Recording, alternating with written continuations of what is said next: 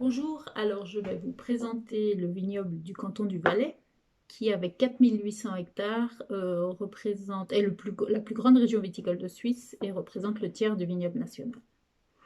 En Valais, les vignes sont situées principalement dans la vallée du Rhône, donc la vallée centrale, le long des rives du fleuve, et s'étendent de la ville de Brigue jusqu'au lac Léman. Les vignes sont plantées entre 500 mètres et 900 mètres d'altitude, avec quelques exceptions dans les vallées latérales, notamment dans le Vispertal, où le vignoble de Visperterminen, très, très fameux, atteint les 1100 mètres d'altitude. Quand on parle du vignoble valaisan, il y a 4 choses à mettre en relief. La première, c'est son climat très particulier. Donc, la vallée du Rhône est enclavée entre deux chaînes de montagnes alpines qui culminent chacune d'entre elles à plus de 4000 mètres d'altitude et qui, par cette altitude et par l'orientation, jouent le rôle de véritable barrière par rapport aux précipitations qui peuvent venir de l'ouest. Il en résulte donc un climat particulièrement sec dans la vallée. On a une moyenne de 650 mm de pluviométrie par année, ce qui est largement inférieur à la pluviométrie bordelaise ou de Montpellier, par exemple.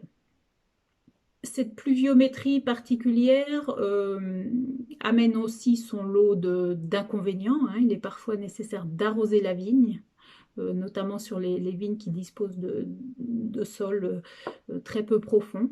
Mais c'est aussi une joie que de pouvoir travailler dans les vignes tout en étant au milieu des oliviers, des abricotiers, de trouver des cactus sur les parcelles ou bien d'entendre les cigales bruisser en été.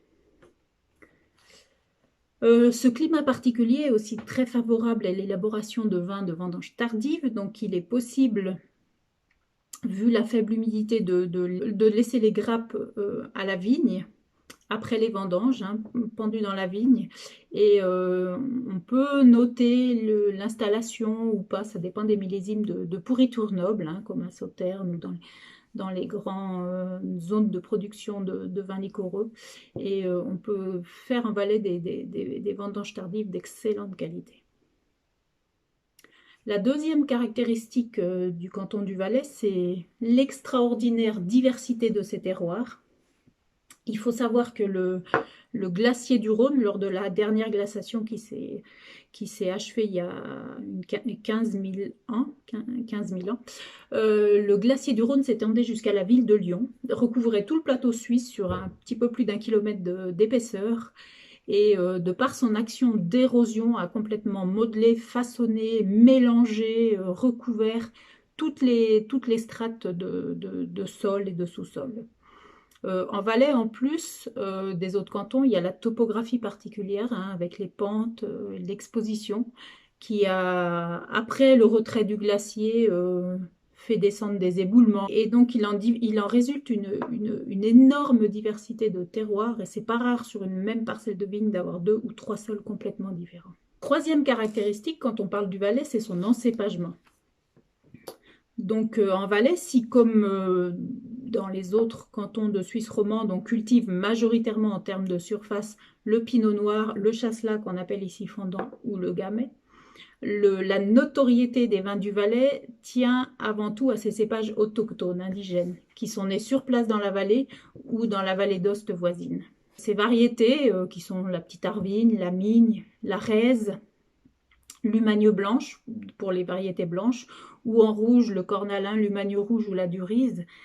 Ces variétés ont trouvé des conditions favorables à la vigne et donnent des vins exclusifs. Les conditions climatiques favorables à la culture de la vigne ont aussi permis l'implantation de nombreuses variétés plus internationales qui sont là depuis très longtemps et qui donnent d'excellents résultats.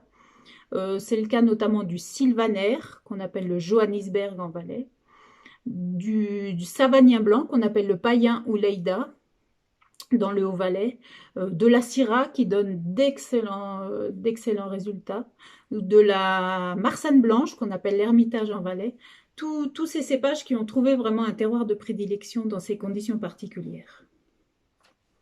Et puis enfin, la quatrième chose à mettre en relief quand on parle du Valais, c'est ses conditions de culture. Donc en Valais, la majorité des vignes est en terrasse, hein, cultivées en terrasse, bordées de murs en pierre sèche, hein, qui sont très caractéristiques au Valais, des murs faits de pierre sèche sans aucun joint de ciment. Ces conditions particulières associées à des pentes vertigineuses, à un extrême morcellement des parcelles, à des difficultés d'accès aussi aux parcelles, fait que la mécanisation est pas possible ou alors avec une mécanisation très légère. Et évidemment, tous les travaux doivent se faire à la main ou aidés d'une petite mécanisation, mais il en résulte des coûts de production qui sont bien supérieurs à des vignobles qui sont bien mécanisés et donc des prix moyens de bouteille aussi supérieurs. Pour le canton du Valais, on a choisi comme emblème évidemment une de ces variétés autochtones et on a choisi de vous parler de la petite Arvine. Donc la petite Arville, elle est cultivée actuellement sur un petit peu moins de 200 hectares.